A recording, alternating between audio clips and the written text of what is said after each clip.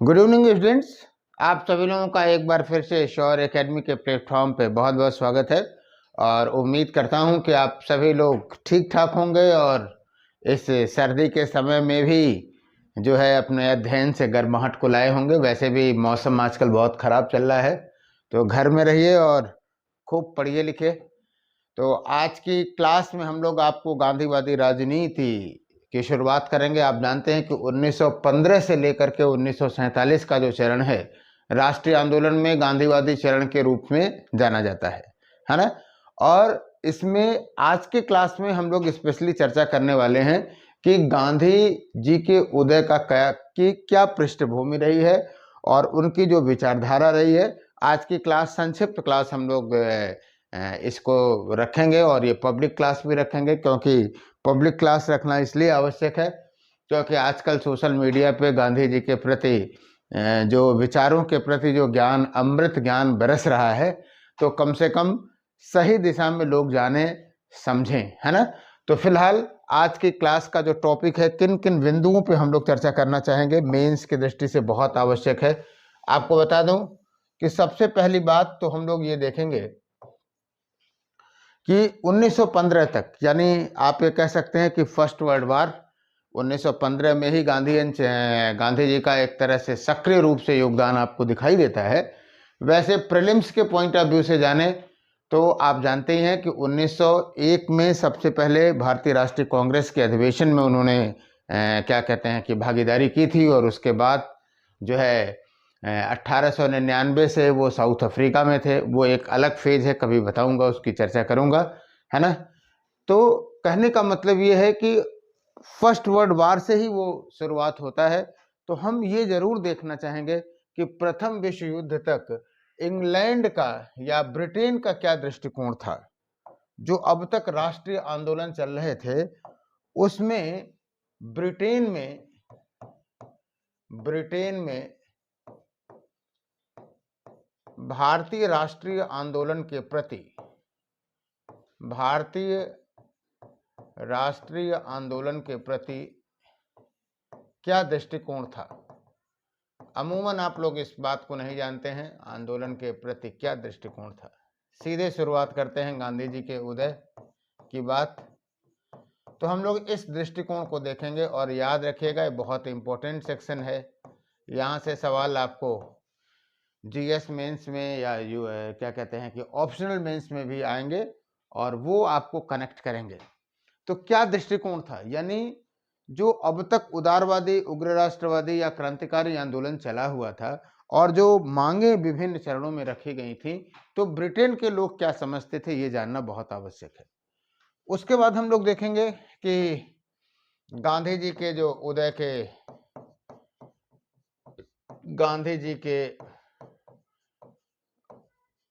उदय के विभिन्न कारक जो थे, वो कौन कौन से कारक थे। और हम लोग कारकों की चर्चा करने के बाद आज की क्लास में हम लोग कॉन्सेप्चुअल क्लास ही रखेंगे।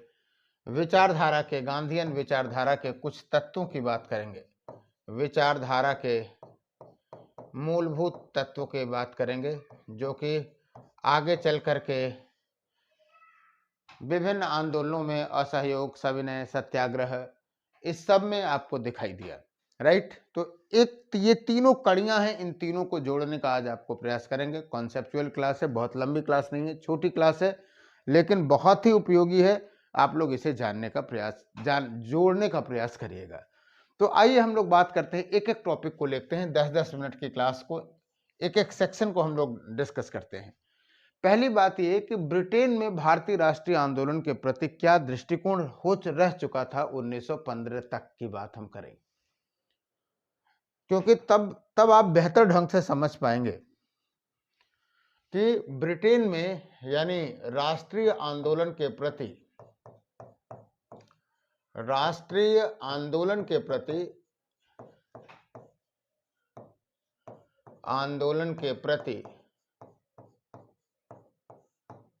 ब्रिटेन में विभिन्न दृष्टिकोण या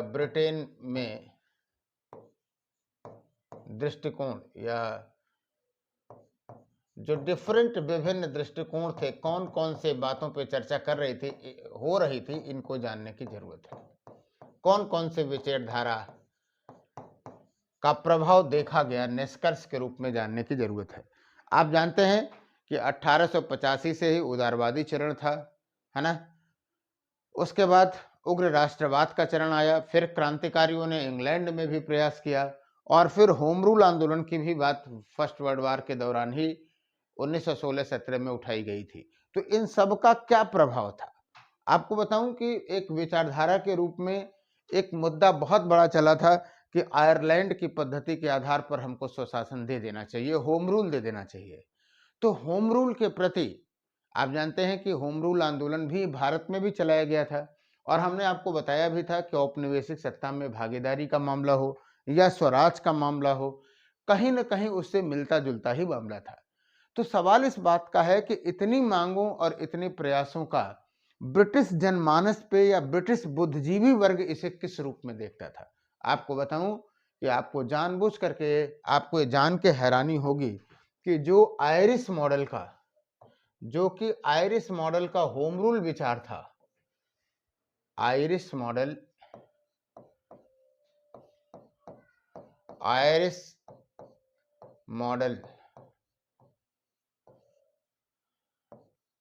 का होम रूल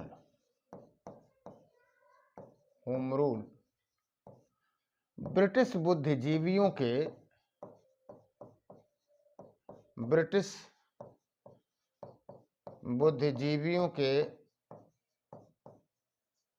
पृष्ठभूमि में जा चुका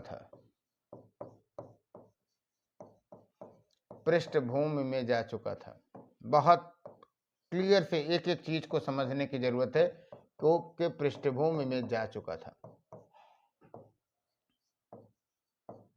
राइट। यानी आप ये कह सकते हैं कि जो ब्रिटिश बुद्धिजीवी वर्ग था वो आयरलैंड के होम रूल मॉडल को स्वीकार नहीं कर रहा था। तो जाहिर सी बात है ऐसा आयरिश मॉडल कम से कम जो भारत में लागू करने की बात है, तमाम दबावों के बावजूद और तमाम प्रयासों के बावजूद ब्रिटिश गवर्नमेंट या उसको लागू करने के लिए मानसिक रूप से तैयार नहीं थी। ये एक ग्रुप था, मोटी मोटा आप ये जानते रहिए।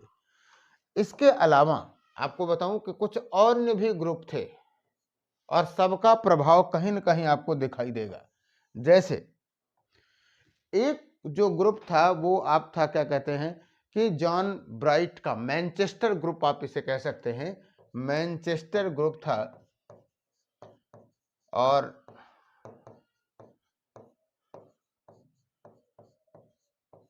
आप ये कह सकते हैं कि जॉन ब्राइट के नेतृत्व में था। और ये जो ग्रुप था आप कह सकते हैं कि धुर उदारवादी था।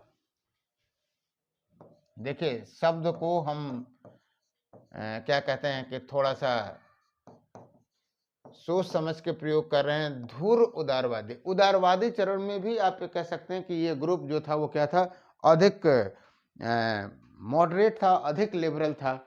और ये क्या करता था, ये भारत की औपनिवेशिक यानी भारत की सरकार का औपनिवेशिक सत्ता की आलोचना करता था, भारत की औपनिवेशिक सत्ता की आलोचना करता था। और जाहिर सी बात है कि जब औपनिवेशिक सत्ता की आलोचना करता था तो ये सुधारों का समर्थन करेगा, और इसके मत में क्या होने चाहिए कि सुधार लागू किए जाने चाहिए, सुधारों का समर्थक था। ये बातें हम इसलिए बता रहा हूं आपको कि प्रथम विश्व युद्ध तक जो ब्रिटिश राजनीति थी, ब्रिटिश जनमानस था, वो एक मत नहीं था कि भारत में शासन की पद्धति क्या होनी चाहिए या आने वाले समय में भारत का प्रशासन कैसे हो। अलग अलग दृष्टिकोण लोग रखते थे, और जाहिर सी बात है इन सारे दृष्टिकोणों का इम्पैक्ट कहीं न कहीं आपको भारतीय राजनीति पे पड़ेगा, इसलिए मैं इसको कोरिलेट कर रहा हूं। तो एक ग्रुप तो ये था कि आयरिश मॉडल को ही नहीं मानता था। दूसरा ग्रुप ये था कि भारत की जितनी सरकार जो थी उसकी आक्रामक नीतियों का या उसकी पॉलिसीज का क्या था, वो विरोधी था, और वो ये चाहता था कि नहीं, भारत में प्रशासनिक सुधार चले। इसके अतिरिक्त आपको बताऊं कि एक मध्य उदारवादी, यानी मॉडरेट तो थे लेकिन मध्यम वर्ग के उदारवादी थे, मध्य उदारवादी थे, मध्य वर्ग के, मध्यम वर्गीय उदारवादी, उदारवादी। और जेम्स मिल आप कह सकते हैं इस ग्रुप में थे, स्टुअर्ट जेम्स मिल।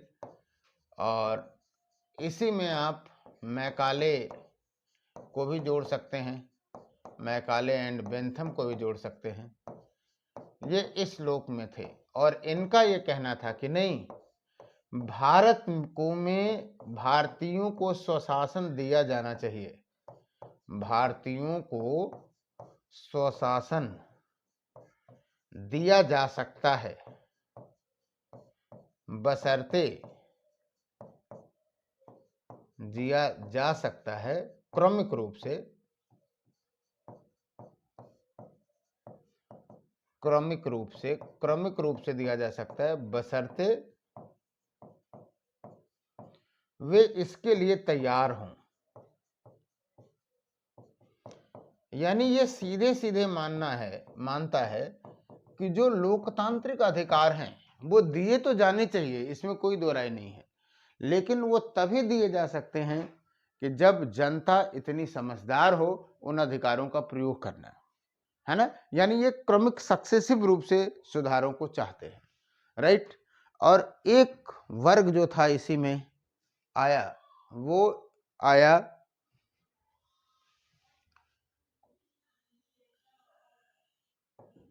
जेम्स क्या कहते हैं,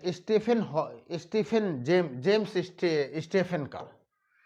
स्टीफन का मत था ये, स्टीफेंसन का। और ये विधि वायसराय में विधि सदस्य था ये।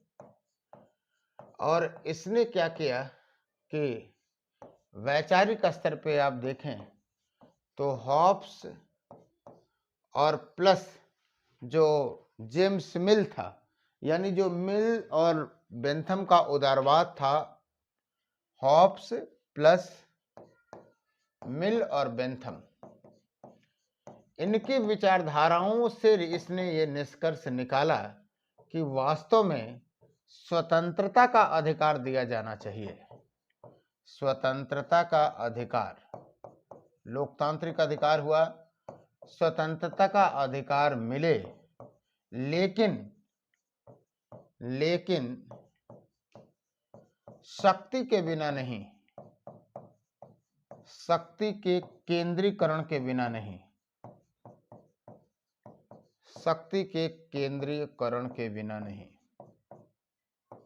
बात को समझिएगा, नई चीज आप लोगों को लगेगी लेकिन जानना बहुत आवश्यक है वैचारिक स्तर पे कि स्वतंत्रता मिले, ये चाहते हैं वो, अधिकार मिले, लेकिन शक्ति क्या केंद्रीकरण हो, और शक्ति का जो केंद्रीकरण हो वो किसके पास हो, साम्राज्यवाद के पास हो, ब्रिटिश साम्राज्य के पास हो, राइट। और यहीं से निकलेगा जो कॉन्सेप्ट, वो निकलेगा आपका किसका, पैक्स ब्रिटेनिका का, यानी पैक्स ब्रिटेन थियरी निकलेगी।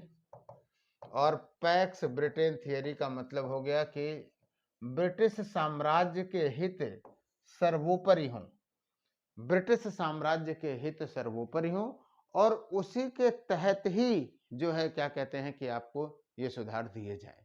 हमारे कहने का मतलब ये है कि 1915 तक जब हम ब्रिटिश पॉलिटिक्स को देखते हैं या ब्रिटेन में विभिन्न प्रकार के विचारधाराओं को देखते हैं, तो हम इस निष्कर्ष पे पहुंचते हैं कि 1885 से 1915 तक, यानी इन 25-30 वर्षों के राष्ट्रीय आंदोलन के बावजूद भी भारतीय राष्ट्रीय आंदोलन के प्रति जो ब्रिटिश शासक थे उनके मन में जो था वो क्या था कि कोई एक निश्चित निष्कर्ष नहीं था कि क्या किया जाए, राइट। लेकिन इन निष्कर्षों के बावजूद अगर आप देखेंगे तो इन डायलेमास के बावजूद कि भारत सरकार ने कुछ प्रयास किए थे, भारत सरकार ने कुछ प्रयास किए थे,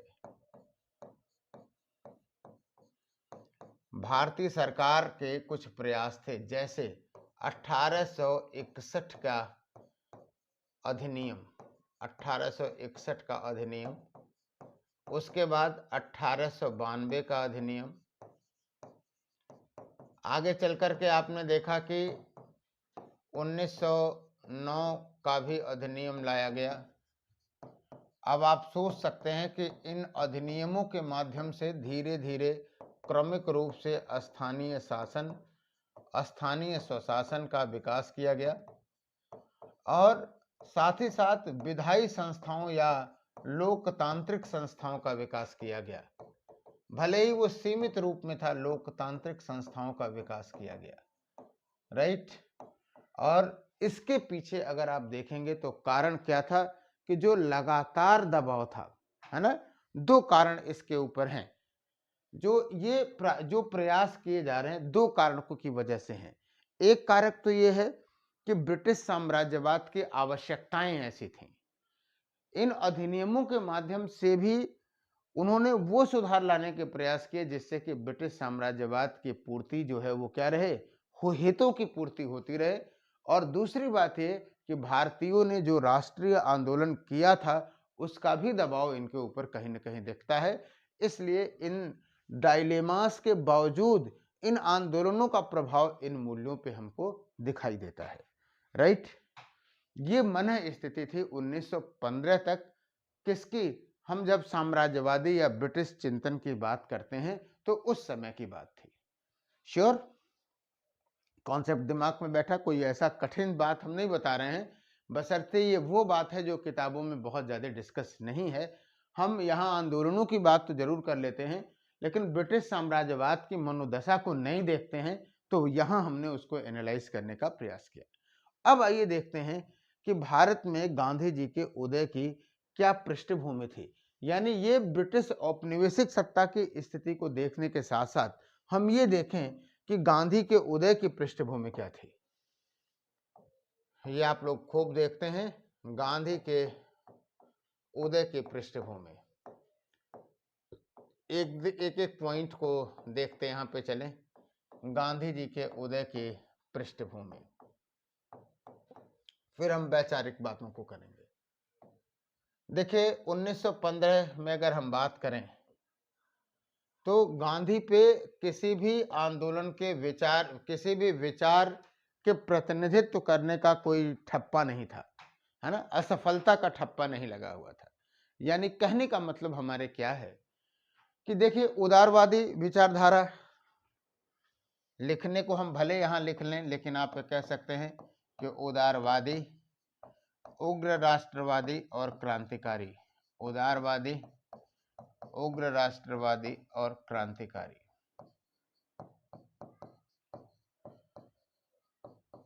इन तीनों पर कहीं ना कहीं असफलता का ठप्पा लगा हुआ था। और असफल वर्ड ना भी हो तो आप ये कह सकते हैं कि प्रभावी विकल्प नहीं साबित हुए, प्रभावी विकल्प साबित नहीं हुए, साबित नहीं हुए, राइट। आपको बताऊं कि नाम नहीं लेना चाहता हूं, कभी कभी बहुत हंसी भी आती है और शर्मिंदगी भी महसूस होती है कि बहुत क्या कहते हैं, बुद्धिजीवी व्यक्ति जो कि सिविल सेवा के प्रतिष्ठित संस्थानों के डायरेक्टर्स भी हैं, अपने सोशल मीडिया पे लिख देते हैं कि क्या कहते हैं, गांधी ने क्या किया, भगत सिंह, लक्ष्मीबाई, इन्होंने तो गोलियां खाई, लेकिन गांधी को श्रेय क्यों, है ना। लेकिन आपको एक बात बता दूं कि हमने जो राष्ट्रीय आंदोलन में नेतृत्व की बात कही है वो हमेशा इस बात को कहा है कि अगर किसी ने किसी भी प्रकार से साम्राज्यवादी सत्ता पर दबाव बनाया तो राष्ट्रीय आंदोलन का हमारा एक अध्याय रहा है। अन्यथा ये भी कहा जा सकता है कि गोलियां खा लेने से थोड़ी आंदोलन आपको मिलेगा, है ना। तो कहने का मतलब है, ये तो फिर उनके प्रश्न का जवाब आपको देना हुआ। हमारे लिए क्रांतिकारी भी उतने ही महत्वपूर्ण है जितना कि गांधीयन एफर्ट। क्यों? क्योंकि सबका अल्टीमेट उद्देश्य ये था कि हम साम्राज्यवाद के विरुद्ध संघर्ष करें और साम्राज्यवाद को कमजोर करें और एक रचनात्मक, या आप ये कह सकते हैं कि स्वतंत्रता के लिए प्रयास करें। तो कहने का मतलब हमने पहले भी कहा कि वो सोशल मीडिया वाला ज्ञान कहीं भी लगाने की जरूरत नहीं है। यूपीएससी में हमेशा गांधी का मूल्यांकन इसीलिए बाप से पूछता है। हमारे कहने का मतलब यहाँ ये है कि उदारवादी, उग्र राष्ट्रवादी, क्रांतिकारी अब ये प्रभावी विकल्प साबित नहीं हुए थे। तत्कालीन समय में आप ये कह सकते हैं कि असफल थे, राजनीतिक शून्यता की स्थिति थी, और ऐसी स्थिति में गांधी जी ने यानी गांधीयन विचारधारा ने क्या किया कि एक प्रभावी विकल्प या एक नया विकल्प दिया। गांधी जी ने एक नया विकल्प दिया। याद रखिए, विशुद्ध राजनीतिज्ञ थे गांधी जी। और समझिए, एक स्टेटमेंट बता रहा हूं, इसका महत्व आप समझ सकते हैं। गांधी जी ने एक नया विकल्प दिया। गांधी जी ने अपने स्टेटमेंट में स्पष्ट रूप से कहा कि मैं किसी भी विचारधारा को स्वीकार करने वाला नहीं हूं। निशाना कहां था? ये उदारवाद, उग्र राष्ट्रवाद और क्रांतिकारी ही तो था, है ना। और हालांकि उन्होंने आगे चल करके कहा कि ये हमारी वैचारिक संकीर्णता नहीं है, बल्कि विचारधारा की चमक ऐसी होनी चाहिए कि चारों तरफ से जो है वो क्या हो जाए, मतलब आंखें चकाचौंध हो जाएं। तो निश्चित रूप से गांधी ने एक नया विकल्प देने का प्रयास किया, और उसके लिए राजनीतिक माहौल जो है वो क्या था, पहले से ही था। हम आपको बताऊं कि पृष्ठभूमि का महत्व बहुत ज्यादा होता है, बैकग्राउंड, परिस्थितियों का महत्व बहुत ज्यादा होता है। अदरवाइज वो विकल्प तो 1901 में भी लाया जा सकता था। 1901 में शायद अगर ये स्थिति कहते तो बात स्वीकार्य ना होती, राइट। तो 1915 में गांधी जी के लिए, और आप देखेंगे कि गांधी जी के उदय के पहले भारत में क्या कंडीशन थी। भारत में होम रूल आंदोलन चल रहा था। आप ये कह सकते हैं कि भारत में जो होम रूल आंदोलन चला, उसने एक तरह से सकारात्मक माहौल बनाया। यद्यपि कि आप जानते हैं कि यह शहरी आंदोलन ही मुख्य रूप से रहा, और गांधी जी के आंदोलनों का जो मूल भारत था या मूल केंद्र था वो क्या था, ग्रामीण भारत था। तो होम रूल आंदोलन ऑलरेडी शहरी आंदोलन था, उसमें जब ग्रामीण आंदोलन भी, ग्रामीण लोग भी जुड़ गए तो क्या हो गया, एक तरह से व्यापक जन आंदोलन हुआ। तो होम रूल आंदोलन एक सकारात्मक माहौल पैदा किया हुआ था, तो इसका भी एक फायदा हुआ। इसके अतिरिक्त अगर आप देखें, आप ये भी कह सकते हैं कि होम रूल आंदोलन ने ही, आप कह सकते हैं कि जो लखनऊ समझौते में कांग्रेस लीग समझौता था, जब ओपन करेंगे इस पॉइंट को तो वहां भी लिखा जा सकता है कि होम रूल आंदोलन ने कम से कम कांग्रेस और मुस्लिम लीग को एक मंच पर ला दिया था। तो राजनीतिक सक्रियता के साथ साथ राजनीतिक एकीकरण के भी सूत्र आपको यहाँ पे दिखाई दे रहे थे। क्लियर है।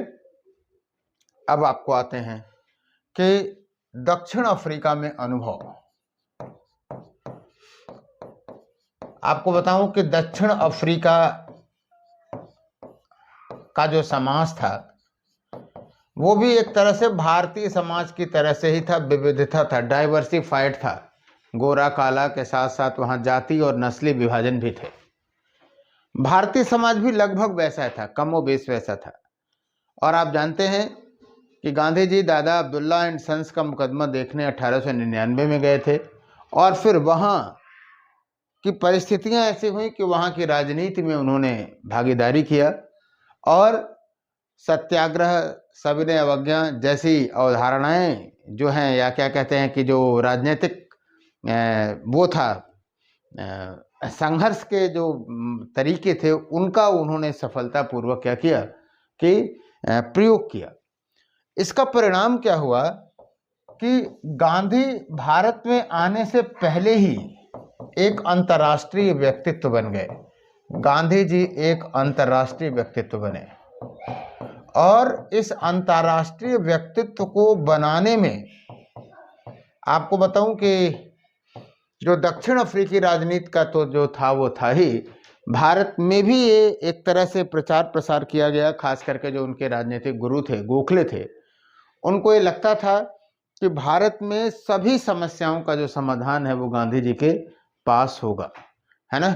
और आपको बताऊं कि जूडियथ ब्राउन इस बात को लिखते हैं कि जब गांधी जी अपने विकल्पों के साथ यहाँ भारतीय राजनीति में सक्रिय हुए 1915 में, तो कुछ लोगों को तो ये लगता था, पूर्णतः विश्वास था कि गांधी जी सारी समस्याओं का समाधान कर ले जाएंगे, और कुछ लोगों को आंशिक रूप से था, उनको लगता था कि गांधी जी ऐसा कर पाने में सक्षम होंगे, राइट।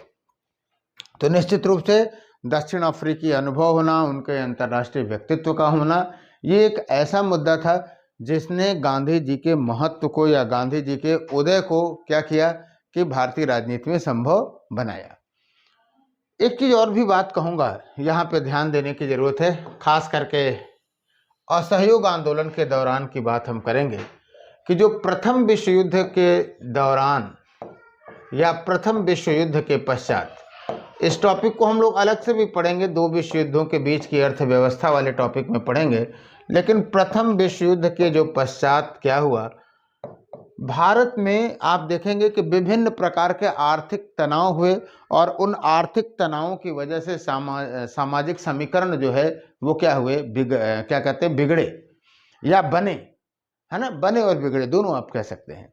वास्तव में हुआ क्या था कि जब प्रथम विश्व युद्ध समाप्त हुआ तो निश्चित रूप से महंगाई बढ़ती ही बढ़ती है, और महंगाई का आलम यह था कि अगर थोक मूल्य सूचकांक की अगर आप बात करें तो 1914 में 147 था और 1920 में यह 281 हो गया। यानी आप कह सकते हैं कि इन 7 वर्षों में आप लगभग 1.25 गुना महंगाई बढ़ गई थी। और यही नहीं, आप देखें कि प्रथम विश्व युद्ध के दौरान भारतीय उद्योगपतियों का भी उदय हुआ था। ब्रिटिश जो नियंत्रित जो माल थे, जो ब्रिटिशर्स आयात करते थे अपने ब्रिटेन से भारत के बाजारों में डालते थे, उनकी मांग कम हो चुकी थी, क्योंकि इंग्लैंड ऑलरेडी युद्धों में था, तो उसकी प्रतिपूर्ति भारतीय उद्योग करते थे, उद्योगपति करते थे। तो ऐसी स्थिति में जब प्रथम विश्व युद्ध के दौरान दोबारा इस तरह की बात होगी, तो भारतीय उद्योगपतियों का एक ऐसा ग्रुप होगा जो कि राष्ट्रीय आंदोलन के साथ क्या देखेंगे कि एक सॉफ्ट कॉर्नर रखेगा। यहीं पे आपको जमनलाल बजाज, शंकरलाल बैंकर, इंदुलाल याग्निक जैसे लोग जुड़ेंगे राष्ट्रीय आंदोलन से, क्योंकि उनको लगेगा कि ये नेशनल मूवमेंट जो राष्ट्रीयता की बात कर रहा है, कहीं न कहीं उनके सामाजिकरण में स्वदेशी की जब बात होगी तो कहीं न कहीं उनके हितों की भी बात होगी, है ना। और निश्चित रूप से ये थोड़ी सी आप ये कह सकते हैं कि सर ये असहयोग आंदोलन के लिए ये बातें सही होंगी। गांधी का उदय तो 1915 में ही हो गया था, लेकिन जो पहले आंदोलन, जो जन आंदोलन होगा वो क्या होगा, आपको दिखाई देगा किसमें, असहयोग आंदोलन में ही दिखाई देगा। तो ये पॉइंट भी आप इसके दिमाग में रख सकते हैं। यानी कुल मिलाकर के आपने देखा कि गांधी जी के उदय की जो कैनवास था वो काफी विस्तृत था। अब हमें देखना है कि आखिर में परिस्थितियां अनुकूल थी, है ना। आपने ब्रिटेन की भी परिस्थिति को देखा, भारत की भी परिस्थिति को देखा। अब नेतृत्वकर्ता कौन होता है? नेतृत्वकर्ता वही नेतृत्वकर्ता हो पाता है जो कि तत्कालीन परिस्थितियों का बेहतरीन प्रयोग कर सके, है ना। आप कितनी भी आलोचना क्यों कर लें, एक प्रश्न उठाया गया था, हालांकि सोशल मीडिया का ही प्रश्न था कि क्या गांधी पे प्रश्न नहीं उठाया जा सकता है? एकदम उठाया जा सकता है। गांधी जी की रणनीतियों पे, गांधी जी की कमियों पे, गांधी जी की सीमाओं पर खूब प्रश्न उठाइए, लेकिन ऐसा नहीं है कि आप उनके मूल उद्देश्य को ही खारिज कर दीजिए, गांधी जी का कोई योगदान ही नहीं है, इस तरह की बातों को आप करिए। मन गढ़ंत और अनर्गल बातें नहीं हो सकती हैं। हाँ, अध्ययन अध्यापन के क्षेत्र में, पुनर्मूल्यांकन के क्षेत्र में आप हमेशा देखिए हर व्यक्तित्व का मूल्यांकन होता है। तो आज के परिप्रेक्ष्य में भी अगर आप प्रश्न उठाना चाहते हैं तो वो गलत नहीं है, लेकिन वो तार्किक ढंग से होना चाहिए और बैलेंस्ड होना चाहिए। तो फिलहाल ये गांधी जी के उदय की पृष्ठभूमि थी। अब सवाल इस बात का है कि गांधी जी ने औपनिवेशिक सत्ता से संघर्ष के लिए कौन कौन से मॉडल चुने, है ना, कौन कौन सी विचारधाराएं रखी। सत्याग्रह था, सत्य और अहिंसा पे तो उनके सारे आंदोलन आधारित थे। आइए हम लोग एक एक बात को थोड़ा सा कॉन्सेप्चुअली आगे बढ़ाने का प्रयास करते हैं। यानी गांधीवादी रणनीति की चर्चा अब हम करेंगे यहाँ पे। और फिर एक एक आंदोलनों की चर्चा भी करेंगे, डिटेल करेंगे, गांधीवादी रणनीति। और ये बातें इसलिए करनी जरूरी है आज के परिप्रेक्ष्य में कि लोग इन चीज़ों पे एकदम नहीं जानते। वास्तव में इस क्लास को पब्लिक करने पे मतलब बहुत पॉपुलैरिटी वाली बात नहीं होगी, लेकिन कम से कम जो सिंसियर स्टूडेंट्स हैं वो समझ सकेंगे कि हमें वैचारिक आयाम को जानना चाहिए। असहयोग आंदोलन का कारण परिणाम चंपारण, अहमदाबाद, खेड़ा, ये सभी लोग जानते हैं, लेकिन उन पे वैचारिक जो फीडिंग है वो कहीं न कहीं नहीं रहती है। तो फिलहाल गांधीवादी रणनीति के दो महत्वपूर्ण पिलर रहे हैं, और वो रहा है आपका, एक तो रहा है सत्य और एक रहा है अहिंसा। यानी गांधीवादी जो रणनीति है, जाहिर सी बात है, साम्राज्यवाद के विरुद्ध संघर्ष की रही है। साम्राज्यवाद के विरुद्ध संघर्ष, साम्राज्यवाद के विरुद्ध संघर्ष की रही है, राइट। अब देखिए, अगर आप सत्य के साथ हैं तो जाहिर सी बात है आपके पास नैतिक बल रहेगा, मॉरलिटी रहेगी। अगर आप सत्य के लिए लड़ रहे हैं तो आपके पास रहेगा, और अगर आप सत्य के लिए लड़ते मर भी जाएं तो भी कोई बहुत बड़ी बात नहीं है ना। क्यों? क्योंकि लोग याद करेंगे कि सत्य के लिए लड़ा गया, असत्य के लिए लड़ाई नहीं, सत्य के लिए लड़ाई हो तो ये नैतिक बल मिलेगा। और आप जानते हैं कि सत्य और अहिंसा, सत्य जो चीजें हैं वो ऐसी चीजें हैं जो कि हमेशा इंडियन सोसाइटी में सभी लोग सत्य के प्रति जो है वो क्या होंगे, आग्रही होंगे और सत्य की बात को स्वीकार करेंगे। तो नैतिक बल था, जाहिर सी बात है जन समर्थन भी इससे मिलेगा। और अहिंसा का सिंपल सी बात यह है कि हिंसा ना हो, और ये रणनीति हमेशा निश्चित रूप से कम जन आंदोलनों के लिए दो चीजों को देखेगा कि जन आंदोलन के लिए उपयोगी है, जन आंदोलन हेतु उपयोगी है। हमने क्रांतिकारी आंदोलन को भी बताया, तो आपको एक बात बताया था कि हमारे क्रांतिकारी हृदय में रहते हैं, क्रांतिकारियों का समर्थन बहुत था, लेकिन क्रांतिकारियों की संख्या ज़्यादा हो नहीं सकती थी क्योंकि उनकी कार्यपद्धति ऐसी नहीं थी कि सभी लोग क्रांतिकारी आंदोलन में भागीदार कर सकें। तो जब वो जन आंदोलन, फिर वो जन आंदोलन नहीं हो सकता है। लेकिन अगर अहिंसक होगा तो वो क्या होगी कि जन आंदोलन हेतु उपयोगी होगा, अधिक से अधिक लोग भागीदार होंगे। यानी जब अधिक से अधिक लोग किसी लक्ष्य के प्रति भागीदारी होती है उनकी, तो जाहिर सी बात है उनका जो दावा है वो और भी वैध मान लिया जाता है, राइट। दूसरी चीज कि जो हिंसक साम्राज्यवाद से लड़ने का तरीका है, ये से लड़ने का मनोवैज्ञानिक तरीका है। जैसे मान लीजिए कि अगर आपके पास मनोवैज्ञानिक तरीका, मान लीजिए कि दो पक्षों में लड़ाई हो रही है, ए और बी में, और एक पक्ष ये कह रहा है कि हमें हिंसा का प्रयोग करना ही नहीं है, तो जाहिर सी बात है इसमें अगर इसको हिंसा का प्रयोग नहीं करना है तो इसके पास कितना भी अस्त्र हो जाए तो जाहिर सी बात है मनोवैज्ञानिक रूप से इन अस्त्रों का कोई प्रयोग नहीं होगा, क्योंकि अस्त्रों का एक तरफा प्रयोग तार्किक नहीं है ना। और ये प्रश्न जो लोग उठाते हैं कि क्यों नहीं कोई कांग्रेस की इस विचारधारा का व्यक्ति जो है वो क्या कहते हैं कि उन्हें फांसी नहीं हुई, तो उसके पीछे कारण यही था कि उनकी रणनीति ऐसी नहीं थी कि उन्हें फांसी दी जाए, है ना। जिन क्रांतिकारियों को फांसी दी गई वो इसलिए दी गई क्योंकि उन्होंने हत्या का आरोप लगाया और फिर वहां पे वो फांसी दी गई। तो कहने का मतलब है कि इन सारे प्रश्नों को समझने की जरूरत है। हिंसक साम्राज्यवाद से लड़ना उनका मनोवैज्ञानिक समानता की बात थी। आपको बताऊं, इंटरव्यू के स्तर पे बार बार इस बात को पूछा जाता है कि क्या जो अहिंसा है वो कमजोरों का शास्त्र है? नहीं, ये शक्तिशालियों का हथियार है। अगर स्पष्ट गांधी जी ने इस बात को कहा था कि अगर हिंसा और कायरता में अगर चुनना होगा तो वो हिंसा को चुनना चाहेंगे, कायरता को नहीं चाहेंगे। अहिंसा की जो रणनीति है वो एक शक्तिशाली का हथियार है। मैं आपको सविनय अवज्ञा आंदोलन के दौरान बताऊंगा कि कोई व्यक्ति आपका सर फोड़ दे, आपके ऊपर लाठियों का प्रहार कर दे और आपके पास शक्ति होते हुए भी आप उसका प्रतिकार न करें, तो आप समझ सकते हैं कि वो कितनी बड़ी बात होगी, राइट। तो ये सत्य और अहिंसा, ये दो बातें थी जो कि गांधीयन रणनीति जो थी वो क्या थी, उस पे आधारित थी। इसी के आधार पे उन्होंने चार प्रमुख राजनीतिक क्या कहते हैं हथियार दिए राष्ट्रीय आंदोलन को, जिसमें सत्याग्रह था, असहयोग था, सविनय अवज्ञा था और लास्ट में क्विट इंडिया यानी भारत छोड़ो आंदोलन था। तो चीजों को समझने की जरूरत है। आइए, इन्हीं के आधार पर चार चीजें आई, सत्याग्रह, असहयोग, सत्याग्रह। थोड़ा सा हम कॉन्सेप्चुअल चर्चा को आगे बढ़ाएंगे। सत्याग्रह,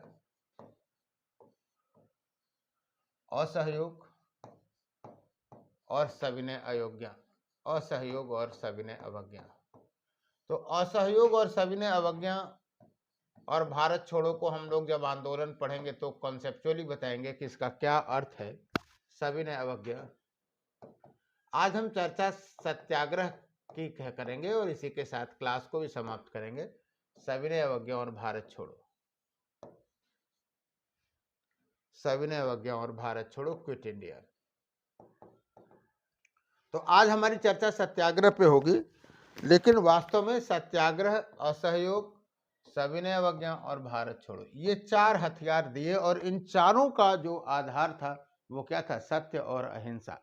कोई सविनय अवज्ञा, कोई असहयोग, कोई क्विट इंडिया की बात असत्य के लिए नहीं होगी, बल्कि किसके लिए होगी, सत्य के लिए होगी, है ना।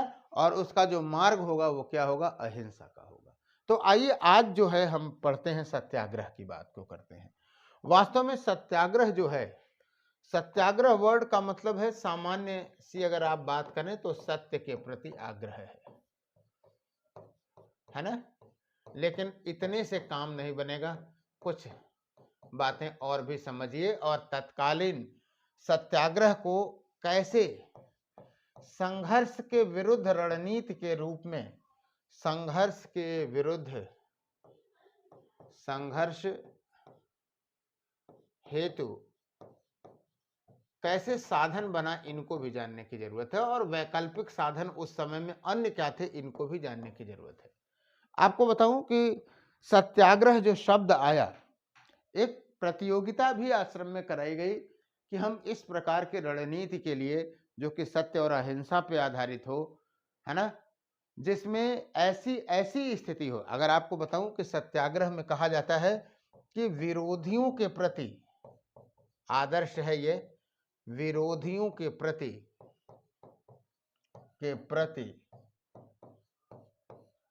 हिंसा या वैमनस्य का भाव नहीं, हिंसा या वैमनस्य का भाव नहीं, वैमनस्य का भाव नहीं था, है ना। आज के रियलिस्टिक दौर में इन आइडियोलॉजी की बात समझ पाना थोड़ा कठिन जरूर है, लेकिन समझिए, इसीलिए एथिक्स और मूल्य रखे गए हैं आपके पास, है ना। एथिक्स के पेपर में लगातार नंबर जो कम आ रहा है उसमें कम से कम प्रतिभागियों को जरूर सोचना चाहिए कि जिन मूल्यों पे आज की सोसाइटी आपको दिख रही है ना, कहीं न कहीं उस पे प्रश्न चिन्ह है। तभी आप लोग एथिक्स में या उसी एनवायरनमेंट में रहते हुए एथिक्स के पेपर को जब आप लोग डील करते हैं तो उतना नंबर आपको नहीं मिलता। ये बहुत बड़ी बात है, सोचिएगा, विचार करिएगा। फिलहाल विरोधियों के प्रति हिंसा या वैमनस्य का भय नहीं है। तो आपको बता रहा था कि एक प्रतियोगिता की गई कि ऐसी रणनीति के लिए कौन सी शब्दावली आ जाए। तो एक नाम आता है मगनलाल गांधी का, और मगनलाल गांधी ने एक वर्ड यूज किया, सदाग्रह। प्रीलिम्स में कभी पूछा जा सकता है, मगनलाल गांधी ने दिया। और इसी शब्द को, सदाग्रह को गांधी जी ने बनाया क्या, सत्याग्रह बताया, सत्याग्रह। इसी सत्याग्रह को उन्होंने कहा सत्याग्रह। और इसमें कहा कि वास्तव में सत्याग्रह जो शब्द है, इसमें सत्य प्लस प्रेम जो शब्द है वो छिपा हुआ है, प्रेम प्लस आग्रह। ये गांधी जी का खुद का डिफिनीशन है कि सत्य के लिए प्रेम पूर्वक आग्रह, सत्य के लिए प्रेम पूर्वक आग्रह।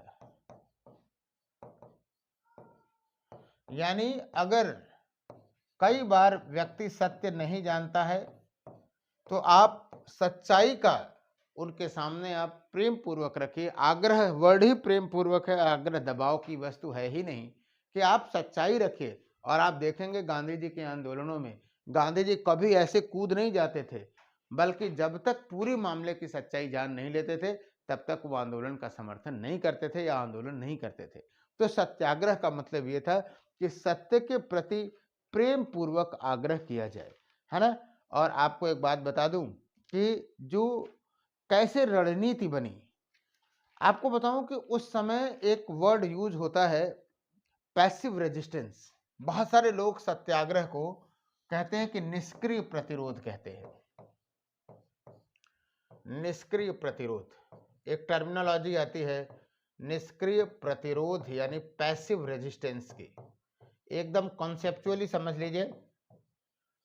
इंटरव्यू में भी पूछा जाता है आपको कि क्या ये पैसिव रेजिस्टेंस है? नहीं।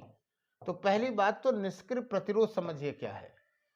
निष्क्रिय प्रतिरोध उस समय किया जाता है जब आपका प्रतिपक्षी अधिक रूप से सैन्य रूप से शक्तिशाली हो, यानी जब ये तय हो जाए कि आप अपने शत्रु से लड़ नहीं सकते, तो उसके लिए निष्क्रिय प्रतिरोध किया जाता है। और निष्क्रिय प्रतिरोध के अंतर्गत बिना सैनिक तत्वों का प्रयोग किए हुए आप क्या करते हैं, शत्रु को परेशान करने का प्रयास करते हैं।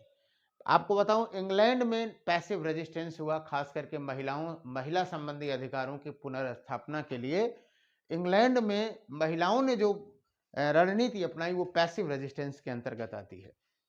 आपको बताऊं कि गांधी जी निष्क्रिय प्रतिरोध को दुर्नीति कहते थे।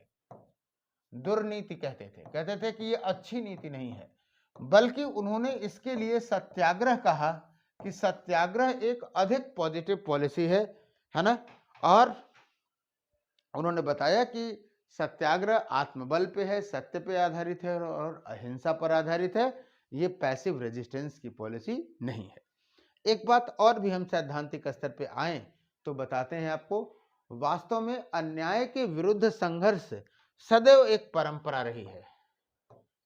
एक पॉइंट को जानते रहिएगा कि जो अन्याय के विरुद्ध संघर्ष है, इसमें सत्याग्रह कहां बैठता है, इसकी हम चर्चा करना चाह रहे हैं। कि जो अन्याय के विरुद्ध संघर्ष, अन्याय के विरुद्ध संघर्ष ये एक मतलब एक बहुत स्वाभाविक सी प्रक्रिया है कि अगर जहां अन्याय होगा उसके विरुद्ध लोग संघर्ष करना शुरू करेंगे। आपको बताऊं कई तरीके आए, 4 तरीके हो सकते हैं, है ना।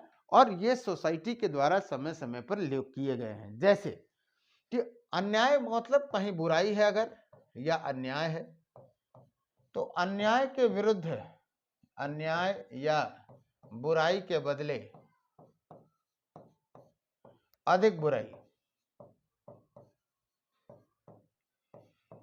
आप ये कह सकते हैं कि इसी से दंड नीति हुई,